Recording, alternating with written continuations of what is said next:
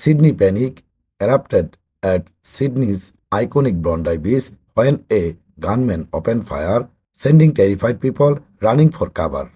Amid the case, a Muslim fruit seller, Ahmed Al Ahmed, bravely confronted the attacker with his bare hands. Witness said Ahmed emerged from behind cover, glanced at the gunman, wrested the weapon away, and turned it back toward the attacker, effectively neutralizing the threat. By risking his own life, he prevented what could have been a far deadlier attack and saved numerous lives. Australians across the country have praised Ahmed courage, calling him a hero for his selfless action. Australian Prime Minister Anthony Albanese also commended him, describing Ahmed as an Australian hero whose bravery helped protect many innocent people.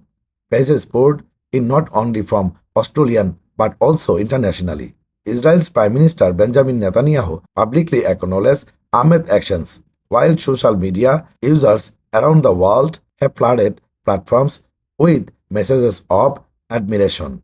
Many have noted that while most people instinctively flee from danger, Ahmed chose to stand his ground. His actions at Bondi Beach have become a powerful reminder of extraordinary courage in the face of terror.